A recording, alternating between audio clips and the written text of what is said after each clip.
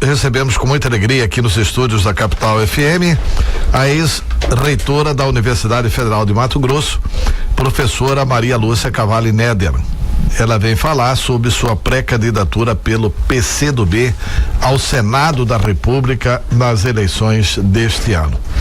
Professora, bom dia, prazer enorme receber aqui. Como é que foi essa decisão de ingressar na política e de postular uma candidatura ao Senado da República? Bom dia, um prazer ter aqui. Bom dia, Antero, bom dia a todos, bom dia aos ouvintes, é um prazer muito grande, agradeço a oportunidade. O convite surgiu do partido, eu sou filiada ao PCdoB, mas eu acredito, principalmente a atuação que eu tive frente à Universidade Federal de Mato Grosso entre 2008 e 2016, pelas políticas ali implementadas e pelas realizações que tivemos com a nossa equipe nesses 8 anos, que eu considero muito significativa e com ganhos sociais muito fortes. Mauro Camargo, Laís Souza. É um desafio e tanto, né? O universo da universidade, ele embora reflita em toda a sociedade, as ações que são feitas lá ganham uma reverberação na sociedade, ainda assim é um universo restrito, quer dizer, a senhora tem um nome desconhecido da maior parte do eleitorado. Com certeza, se fizer uma pesquisa hoje, a gente vai ter um grau de conhecimento maior na capital, Vargem Grande, e menos no interior. Como é que a senhora pensa que é possível reverter essa situação? Porque eu acho que esse é o grande desafio, né? Não tenho dúvida nenhuma da sua capacidade, da sua condição pessoal de postular o cargo do Senado. Acho bem bacana, aliás, acho que é uma coisa importante que pessoas que têm essa contribuição que a senhora já deu, tenham condições de fazer isso também na política.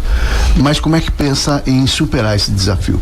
Bom, o desafio é grande, nós sabemos, eu não sou política partidária, profissional, eu faço política desde que cheguei a Mato Grosso há 45 anos, a minha política é política educacional, universitária, mas com ramificação no interior, porque sempre trabalhei pela interiorização da universidade, né? Seja com cursos modulares, seja com a educação à distância. Então, eu tenho um nome na educação, que é um campo hoje bastante importante para qualquer político, porque exigem ações muito fortes. O que nós vamos tentar fazer é convencer os nossos eleitores de que é um projeto diferenciado, em que a questão social é o fundamento, é a base, alguns princípios que darão base para toda a nossa discussão, como democracia, a redução da desigualdade regional e social, a questão do trabalho, divisão de recursos. Então,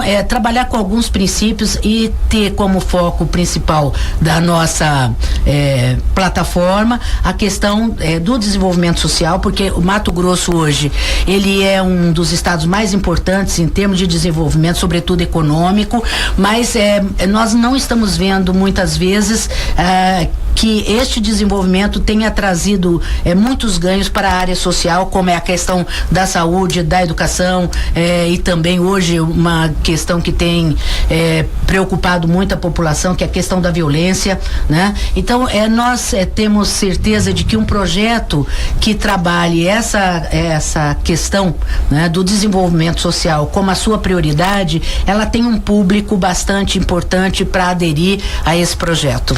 Professora, como mulher, não podia deixar de perguntar para a senhora até o momento é a única mulher que está se colocando como pré-candidata a um cargo majoritário, no caso da senhora, o cargo de senadora. Qual que é o papel da mulher, no ponto de vista da senhora, pode contribuir, a senhora como mulher pode contribuir para esse processo eleitoral e principalmente para a questão de melhoria de políticas públicas voltada para esse setor, já que nós somos a maioria do eleitorado também? mas não temos essa consciência do poder que a mulher tem. Embora nós tenhamos avançado bastante em algumas conquistas, ainda é lamentável o que nós temos hoje para a questão da mulher. No Mato Grosso, por exemplo, é um dos estados mais violentos em termos de feminicídio. Nós tivemos só esse ano aí quase 10 mortes de mulheres, né? Tivemos o ano passado quase 50 mil casos de agressão à mulher. Então há uma luta permanente, constante. É preciso que a mulher tenha essa consciência.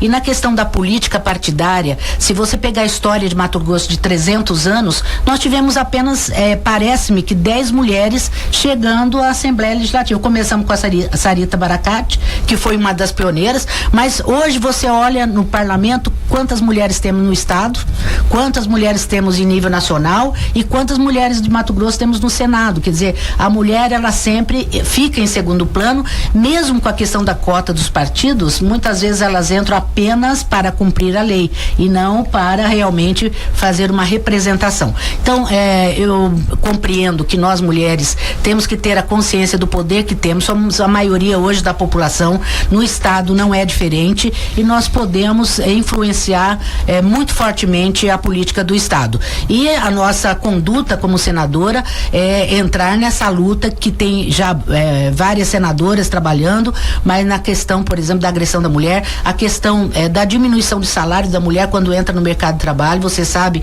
que a mulher hoje recebe 40% daquilo que recebe o homem, né? A questão e as negras recebem menos que as mulheres brancas. E as negras menos que as mulheres brancas. Então, essa questão, por exemplo, como a gente tem como um dos princípios essa redução da desigualdade, né? Eu falo que o respeito também às diferenças é uma das diretrizes que qualquer político deve ter, principalmente em relação ao negro, aos diferentes de uma forma geral, né? Nós temos que ter essa compreensão e a mulher deve ser um dos focos da nossa resistência.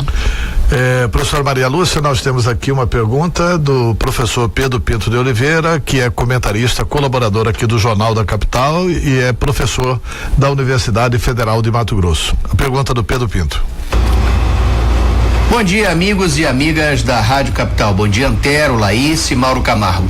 E bom dia, professora Maria Lúcia Cavalli Neder, ex-reitora da nossa UFMT. A minha pergunta é sobre a questão dos debates que devem ser colocados nesta eleição. Menos bate-boca e mais ideias, se possível. A senhora tem esperança que a educação seja uma pauta que tome o centro dos debates? Mas como a questão da educação deverá ser debatida nestas eleições? Quais serão os seus argumentos? Bem, eu compreendo que a educação é o bem maior, o bem social maior de qualquer país, de qualquer comunidade. Nós podemos ver que os países desenvolvidos, sejam da Europa, do Oriente, eles têm colocado toda a energia e a força deles na educação, na ciência, tecnologia e inovação. Infelizmente, no Brasil, nós temos hoje 23% de jovens fora da escola e desempregados. Com o desemprego aí beirando 13%, os jovens são os mais afetados.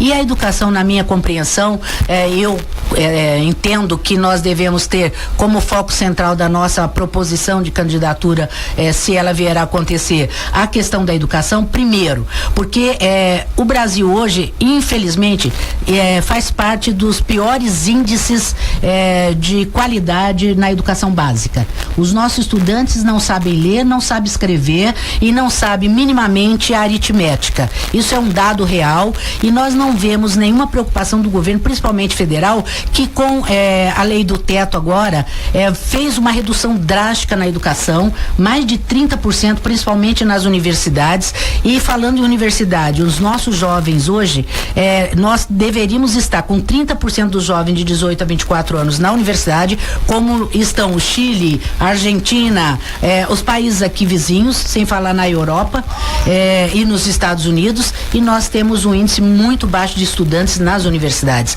Um país não cresce, um país não se desenvolve se não tiver um investimento muito forte. Na pré-escola nós devemos investir, e aí vai ser uma das minhas lutas. Não podemos compreender a sociedade brasileira sem a pré-escola, que vai de 0 a 6 anos, que é o momento mais importante do desenvolvimento de uma criança, principalmente em termos do desenvolvimento mental, psicológico, afetivo, etc. Nós não temos creche para colocar nossas crianças. É preciso que o Brasil assuma essa responsabilidade. Assuma a responsabilidade de melhorar as condições da educação básica. Como é que se faz isso?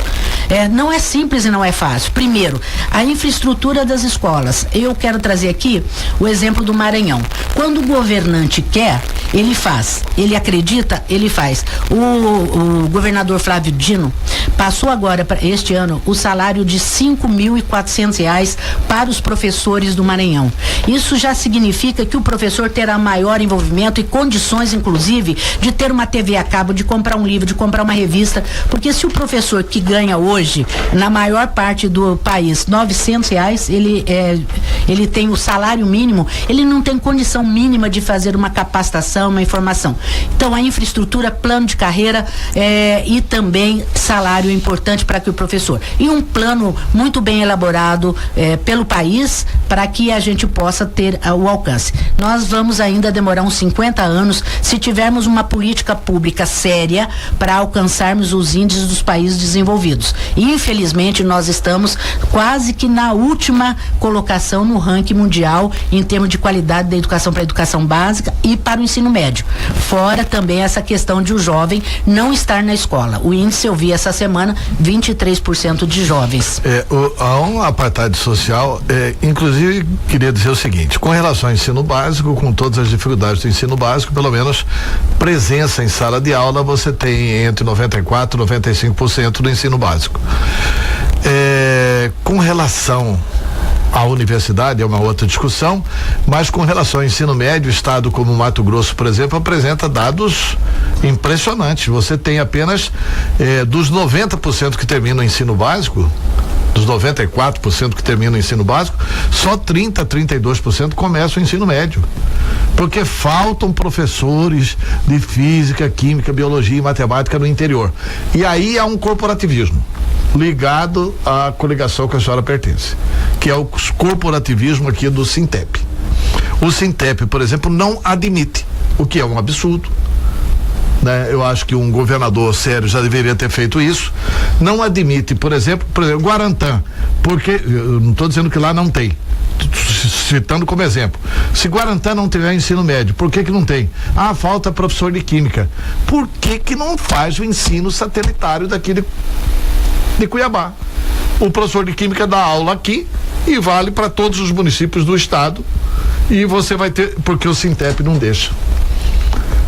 Como resolver essa questão da educação? Nós não temos professores e não podemos continuar com esse apartheid de jogar 60% da inteligência fora sem o direito de começar o ensino médio. Antero, é uma questão complexa. Não é simples só dizer que não tem professor. A universidade tem se esforçado muito. Desde 92 nós trabalhamos com a educação à distância. Então não tem professor no interior. Isso. Não, por quê? Nós temos que perguntar. Não é que não tenha professor formado. É que às vezes as condições de trabalho, o salário, tá certo? E a falta de um plano não estimula o professor a ir trabalhar. Quanto é que ganha um professor de química ou de física no interior? Ele recebe por hora, ele não recebe por contrato muitas vezes, dependendo da escola. Na escola pública, sim. Mas o salário dele, eu acabei de dizer, tem professor ganhando R$900 mil. É um salário que não estimula muito. A universidade tem feito um esforço. Nós formamos, para você ter uma ideia, de 92 até 2010, mais ou menos, 12 mil professores do Mato Grosso, 6 mil para o ensino fundamental, séries iniciais. Porque quando nós fizemos uma pesquisa no Mato Grosso, percebemos que os professores que davam aula nas séries iniciais não tinham licenciatura. Então nós fizemos um esforço sobre-humano, a universidade foi aprender a fazer educação à distância, visitamos vários países para poder fazer um modelo que fosse adequado às nossas condições, sem internet naquela ocasião, apenas com telefone, com os nossos polos regionais, fizemos um esforço. E 4 mil professores faltavam no ensino médio para física, química, matemática matemática e biologia. Nós fizemos o esforço e formamos, e continuamos formando com a educação à distância, formamos com as parceladas que você acompanhou muitas vezes como político, essas ações. Então, nós temos um potencial de professores para ocupar esses espaços. O problema que nós temos que nos perguntar é por que esses professores formados não ocupam esse espaço. Então, é aquilo que eu estou repetindo: carreira, salário, infraestrutura nas escolas, condições. Então, voltando ao Maranhão. O Maranhão hoje, ele está revertendo os índices de qualidade em razão dessa política pública responsável que o governador está fazendo. Tem aqui mensagem chegando pelo Facebook. César Delgado: professora Lúcia me representa. Paz Falcão: professora. Benedito Ribeiro: professora, como a senhora vê o desenvolvimento do ensino com os ideais comunistas? Esse é o Paz Falcão que perguntou. É o Paz Falcão. Paz Falcão. De cima que você não perguntou. Professora, como a senhora vê o desenvolvimento do ensino com os ideais comunistas? Olá, Paz, bom dia, obrigada pela pergunta. É interessante porque as pessoas às vezes não compreendem muito a questão do comunismo, né? O comunismo é aquilo que eu já coloquei no início, tem alguns princípios fundantes de qualquer proposta, e para a educação é a mesma, né? A questão da democratização, a questão da soberania nacional, a questão da redução da desigualdade, e aí está o foco mais importante da luta comunista, né? Seja ela regional, seja ela nacional, a questão da diversidade, da diferença a esse respeito, a questão do trabalho, né? A valorização do trabalho é uma questão fundante para qualquer partido comunista, e também a questão da divisão dos lucros, vamos dizer assim. Então, pensar a educação nessa perspectiva, primeiro, a educação ela tem que ser de excelente qualidade, ela tem que se preocupar que a criança, e aí, Antero, você colocou uma questão importante: o Brasil socializou a educação fundamental das séries iniciais para quase 100% das crianças. Isso foi um ganho nacional, mas não adianta só colocar a criança na escola, é preciso que nós tenhamos um ensino de qualidade. Não podemos deixar que a criança saia da escola sem ler e escrever, e sem as 4 operações fundamentais eu não vou colocar da matemática, da aritmética. Então, o que precisa ser feito? Então, algumas coisas já coloquei aqui: professor bem remunerado, plano de salário, infraestrutura das escolas, e uma política pública bastante consistente no sentido de, inclusive, as escolas terem meta. Nenhuma criança pode sair da escola sem ler e escrever. Podemos entrar naquela questão de que não se reprovam mais as crianças de 6 anos. Por que não se reprova? Porque nós não devemos tirar a criança, ela é muito nova quando entra na escola, sem a perspectiva de uma aprendizagem. Então é melhor tê-la na escola, mas com o compromisso de que ela aprenda.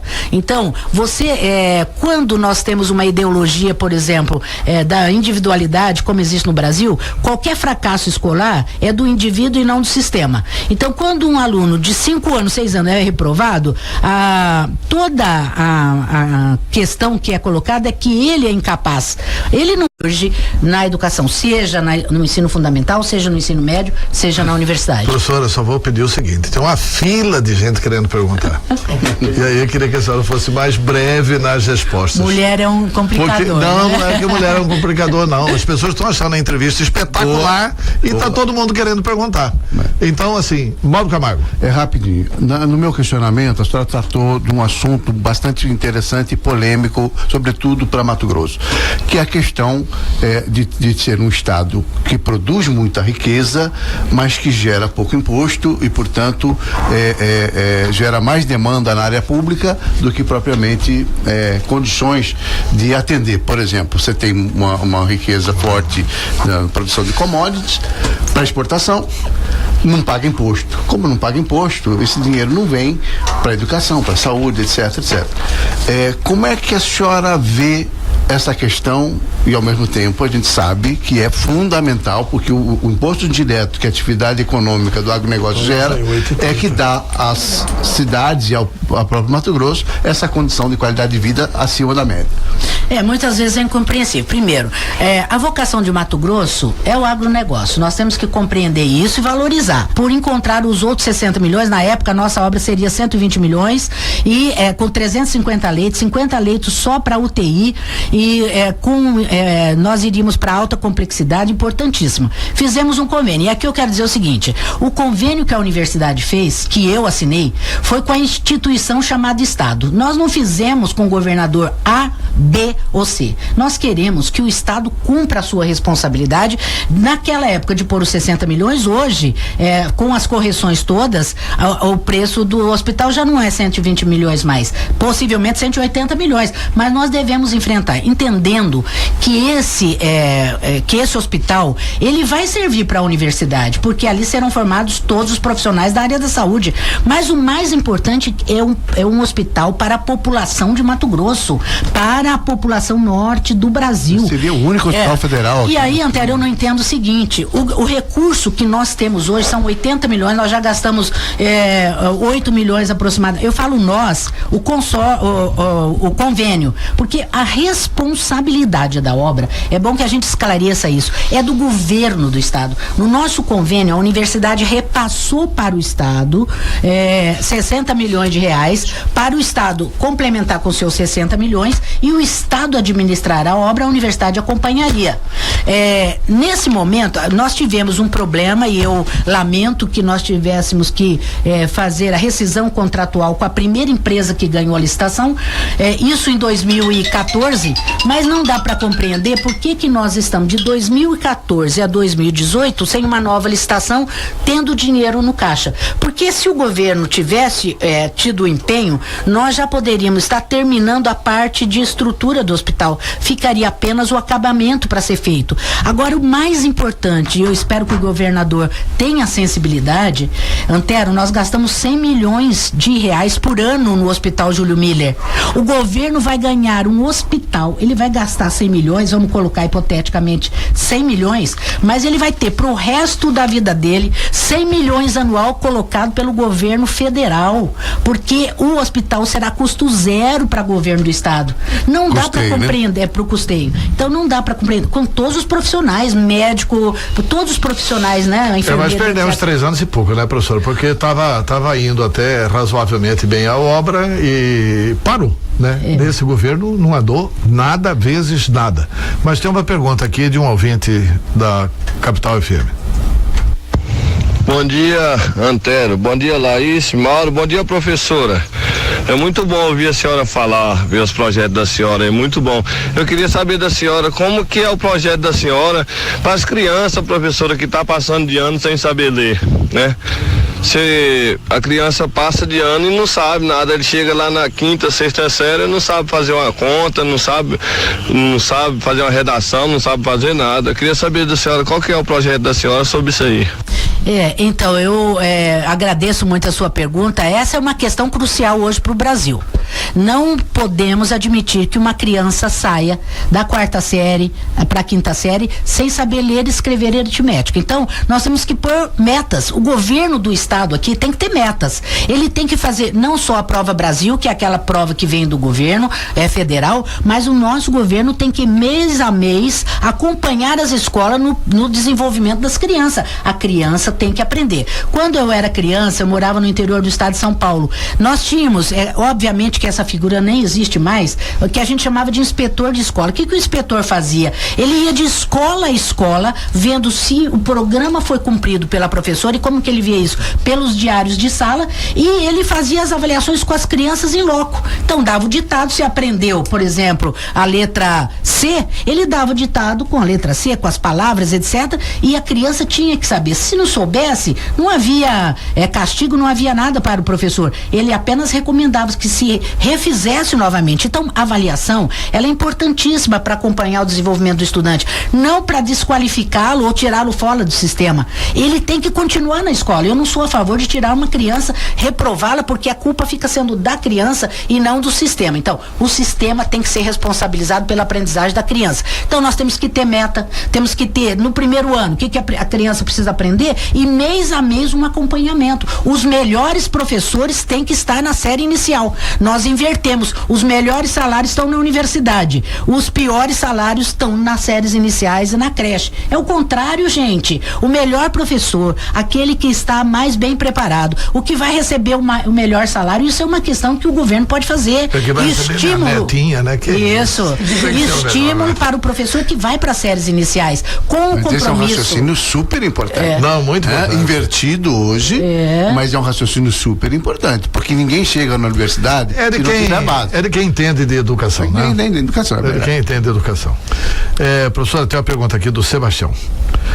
Bom dia, bancada. Antero, a colocação da convidada aí sobre nossa produção do agronegócio, que deve ser revertida de fato para nosso estado. Pergunto, uma vez eleita, a senhora Maria Lúcia proporia mudanças ou até revogação da Lei Candir? Abraço a todos, Sebastião de Cuiabá. Obrigado pela audiência, Sebastião.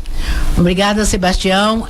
Eu penso, né, e vou lutar que a gente tem que rever a Lei Candir. Porque Mas é como, professora? Por exemplo, esse é um assunto delicadíssimo. Delicadíssimo. Mas nós temos que compreender. A senhora é a favor de exportar imposto? Vai cobrar imposto quando exporta? Não. Todos os países do mundo, para serem competitivos, não exportam imposto. Mas, Antero, vamos pegar Mato Grosso do Sul e Goiás, que são nossos vizinhos.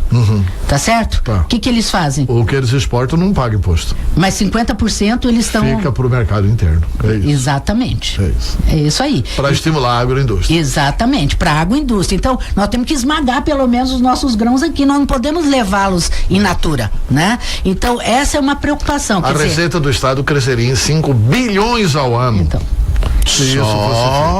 Só esmagando. Só com essa medida aí. Só com essa medida aí, a receita do Estado cresceria, geraria milhares de empregos, agregaria valor à produção e depois exportaria o produto já industrializado. Nós estamos colocando in natura e recebemos depois industrializado. A China está fazendo isso muito bem, né? Os países, os Estados Unidos, etc. Quer dizer, nós temos que nos preocupar. E o próprio produtor, Antero, eu compreendo que ele tenha essa sensibilidade. Ele também quer fazer a industrialização do seu produto. Eu penso que ele tem esse interesse, ele compreende a necessidade do país nesse sentido, né? Então, se alguns estados estão fazendo isso, nós temos que discutir. É óbvio que você não faz isso sem uma discussão. Não, e nós temos condições bem peculiares. Isso. Mato Grosso está no centro da América Latina, tem dificuldade de logística, né? Você vender óleo de soja, você vender a soja aqui é uma coisa, você vender óleo de soja daqui é outra coisa. Né? Mas assim, a bancada federal nossa, eu fui deputado federal e senador. A bancada federal nossa trabalha pela BR-63 há muito tempo. Agora faltam 100 e poucos quilômetros para terminar a BR-63. Lá no Pará, né? Lá no Pará. Mas que tem que ter a luta de Mato Grosso, porque interessa Mato Grosso também que complete esses 109 quilômetros lá no Pará. Aí nós temos a questão da hidrovia, que para lá está resolvida. Resolvido o problema da BR. Com a integração com a hidrovia que tem lá no Pará, no ponto de Miritituba, tem no ponto de Miritituba e tem em Santarém. São 2 pontos que tem lá no Pará. Resolvida essa equação, a gente vai economizar 4.000 milhas. Nós vamos ficar 5.000 milhas marítimas mais perto do mundo. Ao invés do Nortão ser considerado que está no fim do mundo, a gente vai estar 5.000 milhas marítimas mais perto do mundo. Então, isso tudo tem que resolver a questão da logística. Tem que resolver a questão da logística. Para poder trabalhar a questão da agroindústria. São investimentos que o nosso agronegócio precisa, porque o produtor vai ganhar mais. Mas Antero, nisso que você está falando, quando você fala, vamos entrevistar aqui a nossa... você fala, mas esse é um assunto quando você fala isso, você está se referindo àquilo que vai ser exportado, tá certo? O que nós estamos discutindo aqui é o que e esse que fica aqui no Brasil, que boa parte é sonegado, né? Isso é uma verdade que a gente precisa encarar. Mas depois nós vamos exportar também o industrializado, mestre. Aí que tá. aí é que tá. Será que nós vamos conseguir exportar tudo? Por que não? Essa é a grande discussão. Por que não? Essa é a grande discussão. Nós temos que resolver lá, temos que resolver a hidrovia Paraguai e Paraná aqui, que não resolve essa hidrovia Paraguai e Paraná, é por preguiça mental do governo de Mato Grosso. Não precisa nada aqui. A nossa ferrovia que está aqui em Rondonópolis. Né? Acho que a gente não exporta para a China, é verdade, mas para a Europa é bem possível que exporte. Não, para o Mercosul, Mauro. A hidrovia Paraguai-Paraná aqui do Porto de Morrinhos é a nossa ligação com o Mercosul. Por que que nós não trazemos as frutas de lá e exportamos aqui? Nós vamos valorizar a região oeste. E isso aí é uma preguiça mental do governo do Mato Grosso. Porque é o seguinte, se quiser a hidrovia funciona no Mato Grosso do Sul, só não funciona em águas mato-grossenses. E se for feito os 80 quilômetros de Cáceres a Morrinhos, você não precisa de nenhuma obra para corrigir o rio. Quer dizer, você não cria problema com o ambientalista. Então, são caminhos do desenvolvimento. E são questões que eu acho que são importantes. Eu acho que essa questão preocupa não só a população. Faz dias que não se discute mais. Não só a população de um modo geral, mas a classe produtora. Eu acho que ela tem interesse nessa discussão. Nós temos que trazê-lo para discutir isso. A questão dos subsídios, né? Porque tem uma questão também que nós temos que discutir. Por exemplo, 80% da alimentação do brasileiro, 70%, é feita pelo pequeno produtor. Nós não discutimos essa questão no Mato Grosso. O Mato Grosso parece que só tem o agronegócio, quer dizer, o grande produtor e o pequeno produtor. É aquele que a comida da mesa do brasileiro, ela é trazida pelo pequeno produtor. É uma questão que nós temos que discutir aqui no Mato Grosso, né? Agora, o que não dá para compreender, e às vezes a gente que é leigo neste campo, né? Nós somos leigos, trabalhamos com ideia, mas não somos aquele que lidamos no dia a dia com esse cotidiano. O que não dá para compreender é que um estado tão rico como o nosso, que tem o maior desenvolvimento do país, tá certo? Nós temos dificuldade, inclusive, para pagar folha de pagamento. Nós temos dificuldade para ter pagamento nas escolas, para pagamento do servidor. Quer dizer, isso é uma dificuldade de compreender. Não, né? Passamos a ter isso recentemente, né, professor? Passamos a ter isso recentemente. Não tínhamos isso até pouco tempo atrás. Professora, para encerrar, rapidamente, nós temos 1 minuto para terminar a entrevista. E a questão da corrupção, que é o maior item da pauta nacional, é assim. Eu sei que a senhora é uma pessoa limpa, correta, ficha limpíssima, alva, clara, transparente, mas o combate à corrupção lá em Brasília. Primeiramente, acabar com o foro privilegiado.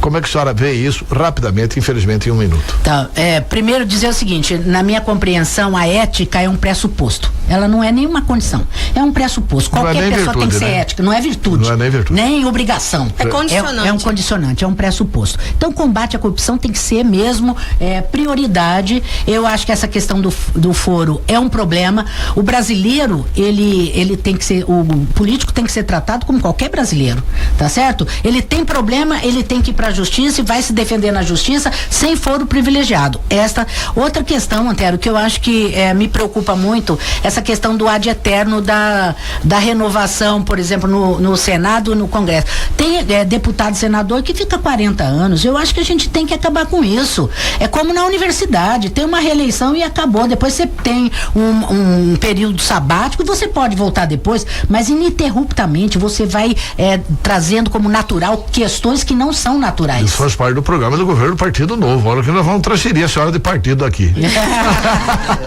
Olha, eu não estava sabendo. Mas assim, como eu estou terminando, eu quero agradecer muito o espaço, dizer que é muito importante esse programa, principalmente pela audiência que tem. Quero agradecer aos participantes aí, pelas perguntas, agradecer a vocês todos pelo acolhimento. Muito obrigado e eu estou sempre à disposição. Gostaria de voltar depois para falar um pouco mais da universidade. Vamos voltar, vamos falar de política depois aqui, porque, né?